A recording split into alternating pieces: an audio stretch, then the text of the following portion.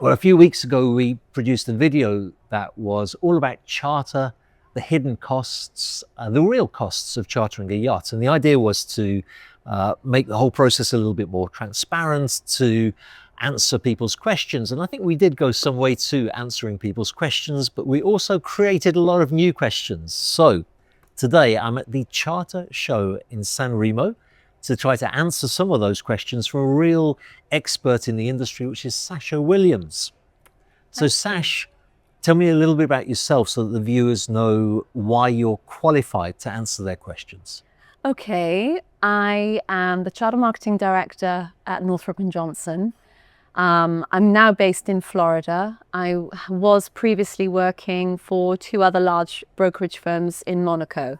So in my almost 20 years now in the yachting industry, I've overseen, really thousands of transactions. So, and generally I'm at the pointy end because I'm the one in charge of the fleet. So when things go wrong, I know. So I feel like I'm well placed to answer any thorny questions from your viewers. And how big is the fleet now?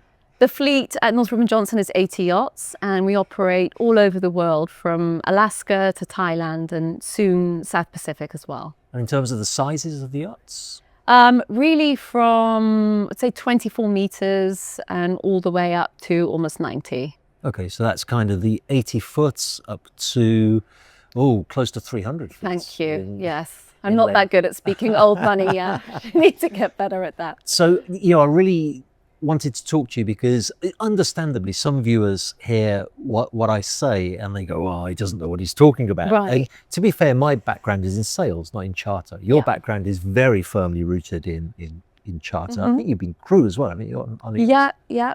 I did start off working for sales brokers at another large brokerage firm. So that gave me excellent insight. But really, I've only since then just worked on the owner side as well. So charter marketing, which is the promotion and management to a certain degree of charter yachts. So without further ado, I'm going to get right into the viewers' questions. Okay, here we starting go. with one from a viewer, WRTE Stuff.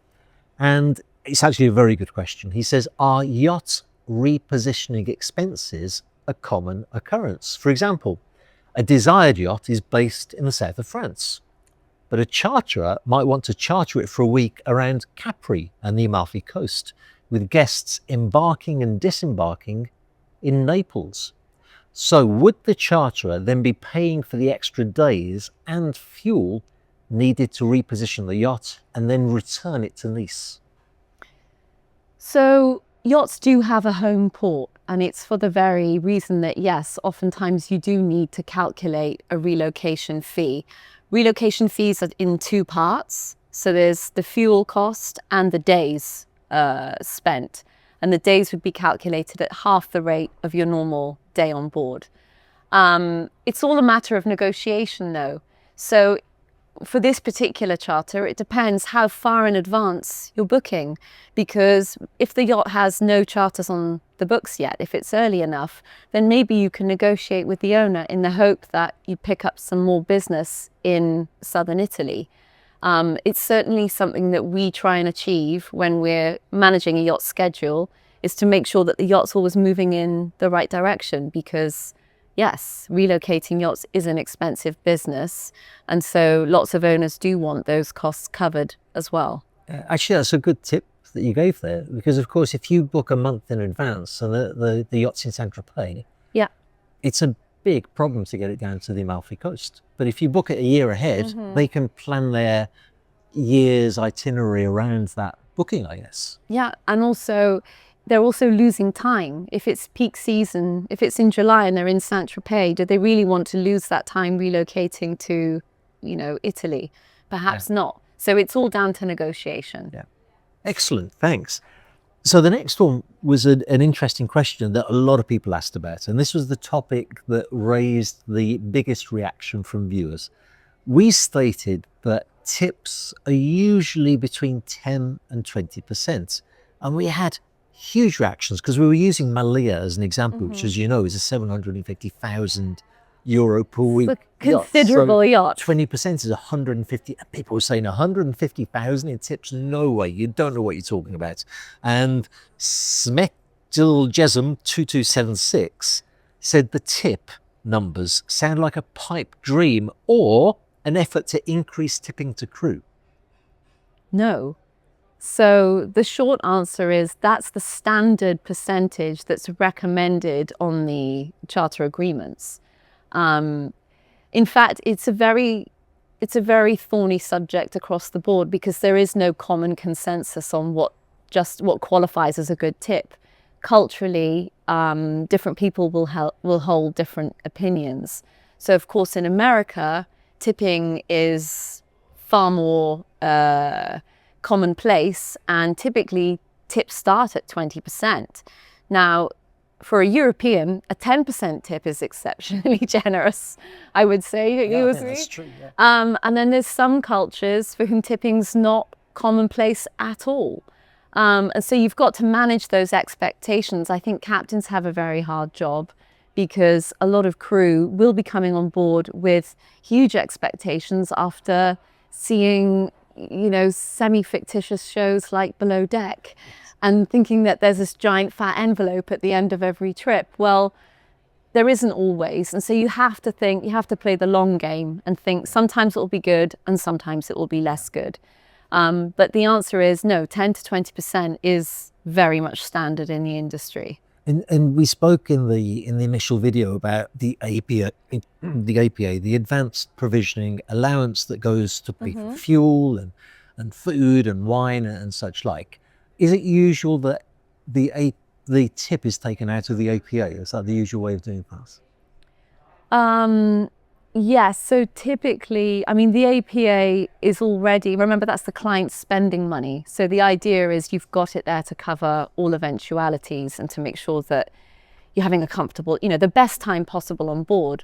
A lot of times the APA might not even cover it. They'll have to send additional funds for a gratuity. And clients do, because they respect the fact that during their time on board, they haven't had to think about a thing. Their every need and wish, and maybe needs they didn't even know they have been anticipated. And the crew have been working around the clock.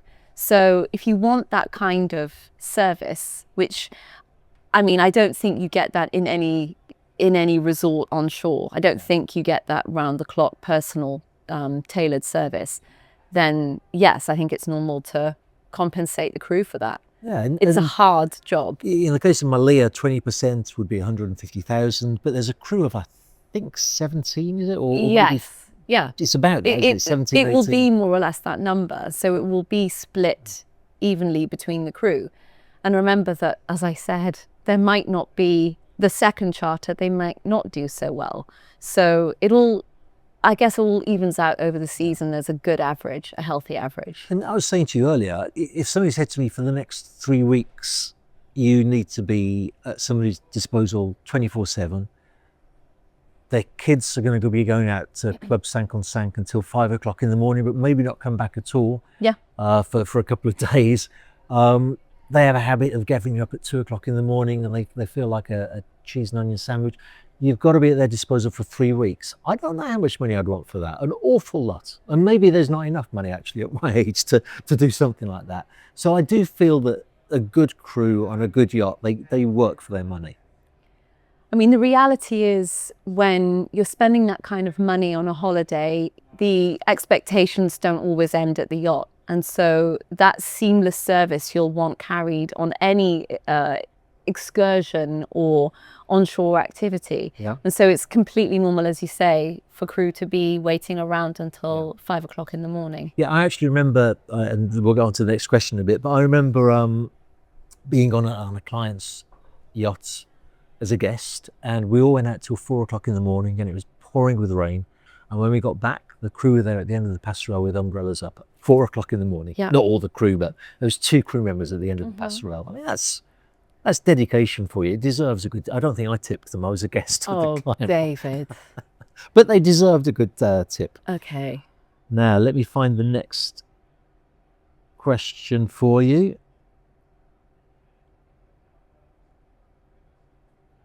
Oh yes, this is quite a long one. So you ready for this? Oh gosh, okay.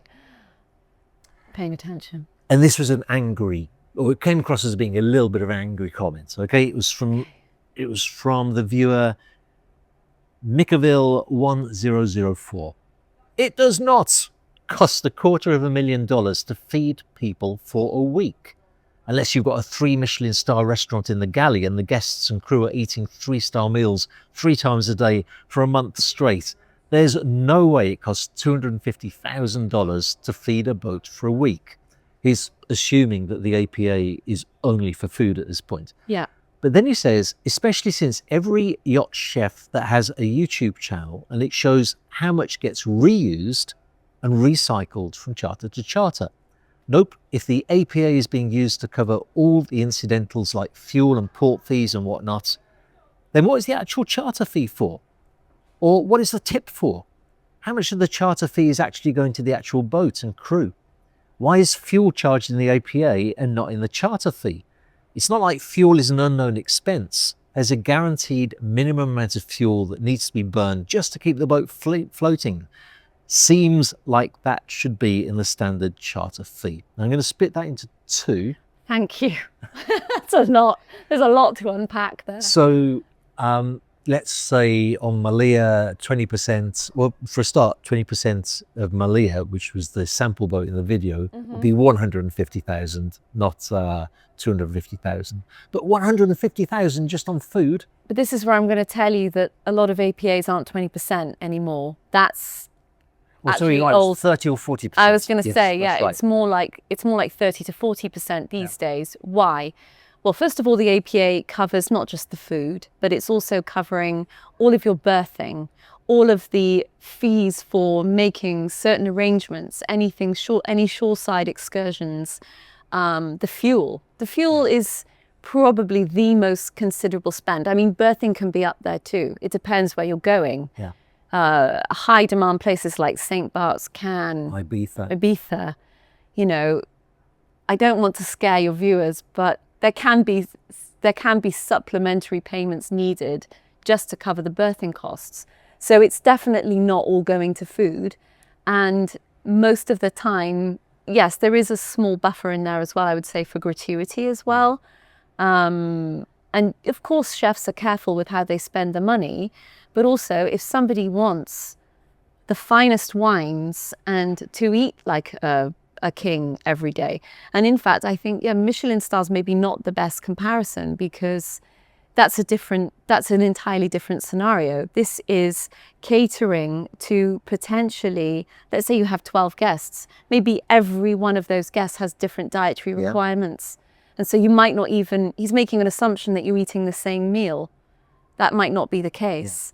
And probably not, actually. Yeah. So I hope that's answered his question. Yeah, he actually left several comments, and I don't want to upset him here because we're grateful for our viewers, but several comments replying to other people's comments. Oh. Because the thing that this particular viewer had a lot of trouble getting his head around was, and as he asked in this question, was what's the charter fee for then? If I've got to pay for the fuel on top, and I've got to pay for the food on top, what's the charter fee for?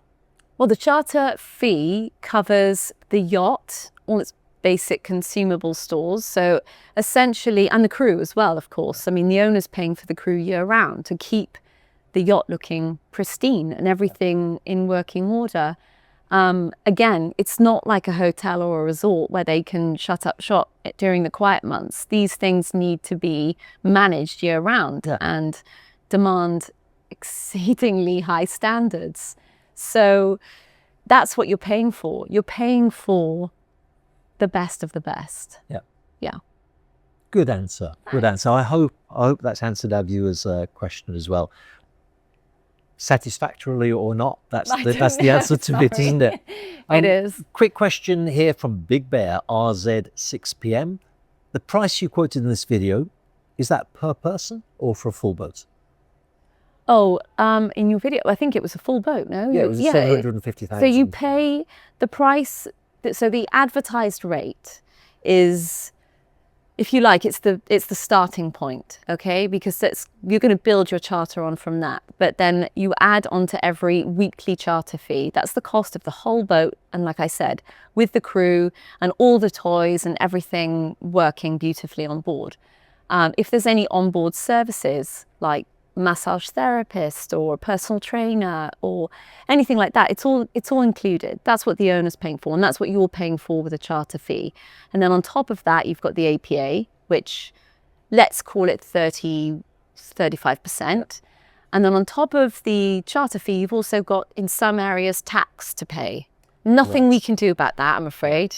It's just the way it is. Yeah, we did cover some of that. Right, you did? Okay. The VAT, which then varies from country to country. You really, as a charter broker and a charter manager, you need to become somewhat of an expert in that. Oh, and it's not always changing significantly, but every few years or so, there's another big change that comes in that you've got to get ahead of. Now, in some parts of the world, you have more restrictive cruising. So it's more common to see an all-inclusive price. So for those clients that like less surprises, but you also have less control. Yes. Less flexibility. With an all-inclusive price, you're going to have a fixed number, a fixed itinerary, more or less fixed dates. It'll be boats doing Saturday to Saturday, for example. Then you'll have a fixed menu. And it's typically in countries where it might be difficult to import things like alcohol and what have you. And the tax is included, and sometimes the crew gratuity as well. Yeah. So just two caveats on that. Worth mentioning, there's a limit on most yachts. There's a limit to how many guests you can have. Mm-hmm. 12 people. And another question that came in that I haven't put down here, but I remember reading it, but it's similar to this. Somebody asked whether they can use the master stateroom or whether sometimes the owner of the yacht is on board. Now that to me made me smile, but then, obviously if you don't know something, you don't know. So what is the answer to that? Well, it's funny you should say that because someone did ask me, I was at the Palm Beach show recently, and someone did ask me if they put their yacht in charter with us, could the master cabin be off limits? And I said, sadly, no, it's the whole boat. You're chartering the whole boat. It's access all areas. I mean, bar one or two cupboards maybe, and the crew area, we leave them in peace. But really, yes, there's no area off limits, and the owner is not going to be on board. I think maybe when you have some, in the smaller yacht market, more the catamarans and things, you do have some owner-operated boats. Yeah. So it's not a completely unusual question. But at this end of the market, no, it really is. It's for you, it's completely private, and you tailor the boat exactly as you want it to be. It's not the owner's boat at that point. It becomes like your boat. Yes, exactly. Great. Oh yes, this was a good one. I don't know how you pronounce that. Croix. Sather. Mm-hmm. Great info. Love how you explain it. This is a good question. Do the food prices get marked up like ridiculous luxury hotel prices? I would have enjoyed a longer video with more details. Well, that's why we're doing this one now. The tip seems like a massive bonus to the crew, but when the owner is on board, they don't get tipped. So do some owners charter their yachts not only to cover annual expenses, but to keep their crew financially happy? So two questions there. Food prices, do they get marked up? It depends. So if you're in areas like the Mediterranean, amazing quality food is in plentiful supply. There are markets everywhere. It's very straightforward provisioning. I think a lot of brokers say a good chef is someone that can manage the client's money carefully, and they have to account for it. At the end of the charter, everything's detailed and itemized in the APA report. So you'll literally get a receipt from Carrefour. 100%. Yeah, everything's documented, every penny. And so, there are a lot of chefs that will pride themselves on being able to source as much as possible locally. Also, there's a sustainability angle there as well.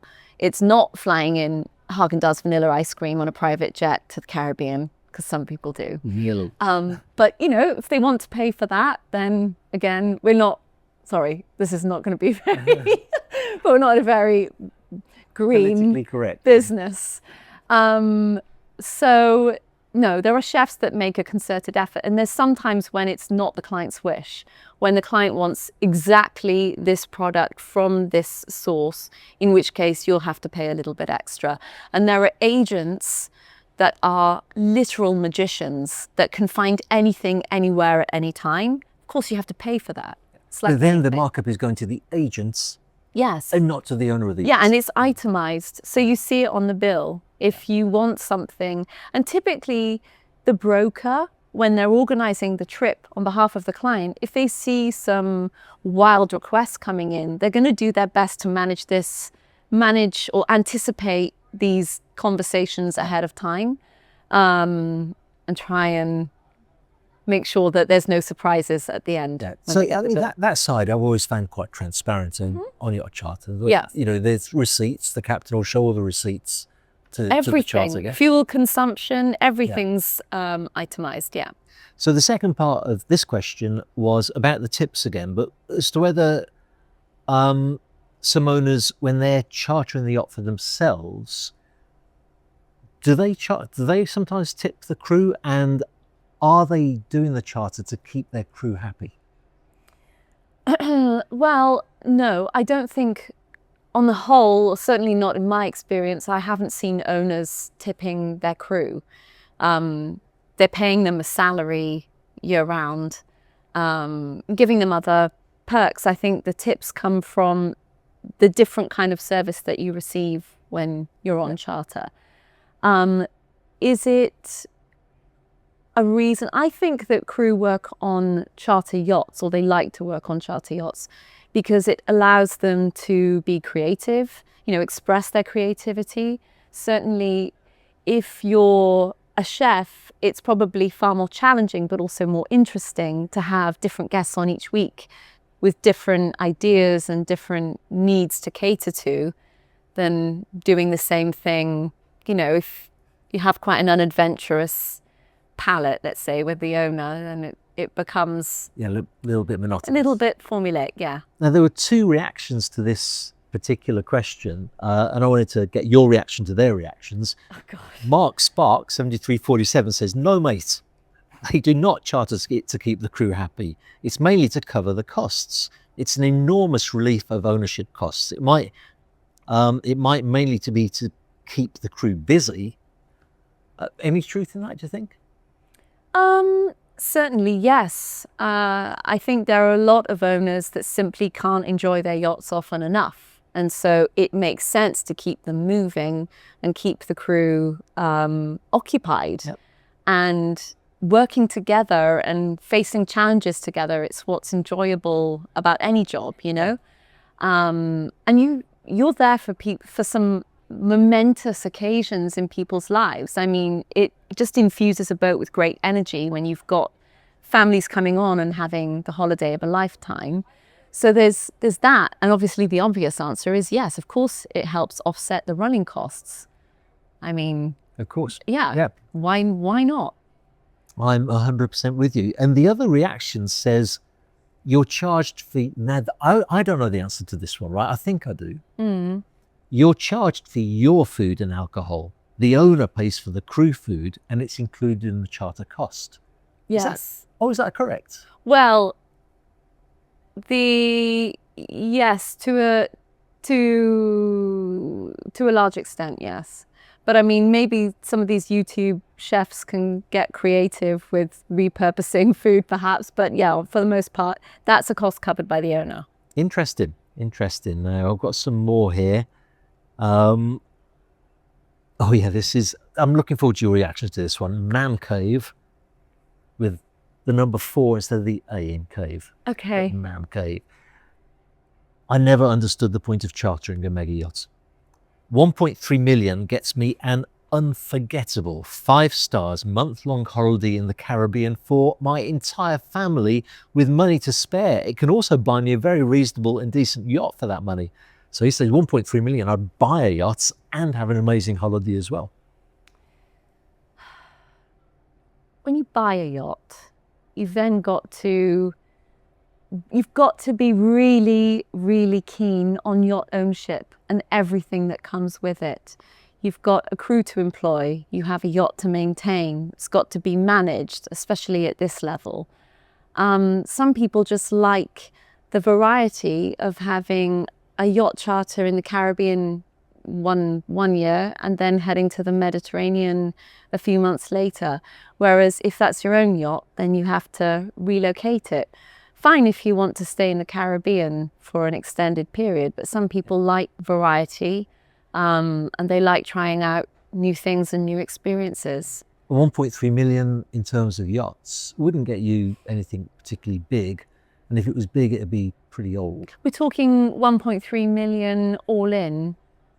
Yeah, he's thinking of the... to buy. Oh yeah, no, it's going to be a different experience, yeah. Yeah, totally different. Priest 8mm, just the same as all-inclusive holidays. There's always extras to pay for. But you can use specialist holiday companies to customize a holiday for you, where the final price is the final price you pay. No hidden extras. That's why a lot of larger yachts, this is the point, this is why I got this one. That's why a lot of the larger yachts don't get very many charters, if any at all, in a season. If they charged a more realistic price, they would get far more business. Is that true? Do the larger yachts not get much business? No, quite the opposite is true, actually, because there's more scarcity at that end of the market. The larger yachts are always hotly in demand, but conversely, the owners might need the business less. I mean, remember, these are not always run like a normal business. Yeah. This is someone's pride and joy, prize asset, and each owner has different motives for why and where they're going to make it available to charter. I would say, sorry, I've forgotten an initial point he was making, but I think... Well, he was saying if they drop their price, they'd get more business, because his premise is that they don't get much business. Yeah. I don't think at that level, if they've set a certain price, that's the value that they want to maintain. And honestly, the prices in the industry are determined by the market. It's not necessarily the owner that sets the price. So I can't imagine that they're going to be desperate to get business and have their boats busy. I think they'd rather have a few exclusive deals and keep the value. I think you'll identify with this, because you and I don't come from massively wealthy backgrounds. No. From fairly normal backgrounds. And certainly for me, and I'm sure for you, so I've got into yachting, the scales have fallen from my eyes as to how much wealth is in the world. I mean, there are some very, very, very wealthy people who, you know, if you've made 100 million, and there's a lot of people who've made 100 million, you've already got every property you could possibly realistically want and use. You've probably got the best car collection. So to spend 3 million of your 100 million on a vacation that you'll never forget with your family, it's not such a big stretch, is it? You know? And the bigger yachts, of course, we're talking about some of them going, what's the most expensive one? 3 million a week now? I mean, the most expensive yacht that I ever marketed privately was 4.5 million a week. Really? Yes. Are you allowed to say what that was? No. Well, I won't ask you then in that case. But yes, there are yachts that are currently asking 3 million a week. But, you know, that level, no one's, of course there's always some negotiation, but they're not quibbling over the price. It's almost that you want that boat because if you sort it. I mean, the one that got a lot of attention was Flying Fox, which at the time was the most expensive in the world. And I don't think they were giving any discounts on Flying Fox. It was like, that was the price. And honestly, at that end of the market, a lot of the yachts aren't even publicly available. You won't see them advertised with prices, but that's why you need to speak to a good charter broker that will source them for you. So it's really, if you know, at the super yacht end of the market, yeah. Now the last question regards eating on a yacht. This is from a journalist. As a journalist, I went on 2 charters many years ago, Turkey and Croatia, always invited. Once with 6 and once with 10 guests. Every day a new port, and we went dining at the best restaurants in the city. We only ate snacks on board. Why would you dine on a yacht? Limited menu, limited wine choice. These 1 or 2 star restaurants on land have everything you need, world famous chefs and 20 people in the kitchen. So in your experience, is that true? Do people mostly eat off of the yacht? The way I read that comment is there are yachts and there are yachts. So I can almost imagine perhaps the experience that viewer had was probably on a more traditional, Turkey, Greece, they have a lot of these like gullets that offer great sailing, great blue water cruising. You're not coming on board necessarily for the culinary experience. Whereas on yachts this size, the chef is everything. Probably one of, I don't want to get really big egos, but they are tantamount to the experience for a lot of clients. And you can get restaurant fatigue. You've got everyone here on the yacht. You might as well enjoy the fact that you don't need to go ashore and deal with the logistics of moving the group around. You can just, enjoy each other's company and then just relax under the stars immediately after dinner without having to think about coming home. That's a really good point, actually, because that is the thing, isn't it? Once you've really enjoyed a great evening, cocktails, drinks, the thought that you've got to get into a taxi or a limo back somewhere, it's just nice to be able to but also put yourself down it's somewhere. Breaking up the party, isn't it? You're having a great time, and here on the yacht, if someone's suddenly, oh gosh, time for bed, they can go happily, and everyone else can be continuing on into the night somewhere else. I mean, there's that, and honestly, I don't believe a yacht that was just offering snacks. We're not talking the same league here. I completely agree. I'm sure you can see from the caliber being shown here at the show that.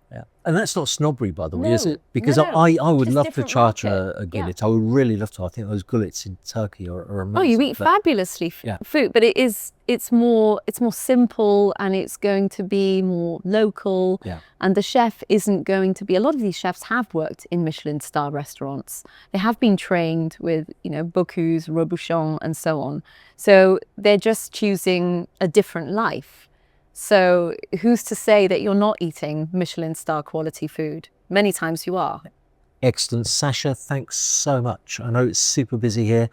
Just before we wind up, what do we have in the charter show here this year? We have this beautiful yacht, Paloma, which I know viewers can check out on your channel. And we also have Neroda, which they you can haven't also seen. check out on that channel. Perfect. There you go. Excellent. Thanks, Sasha. Really appreciated that. Pleasure.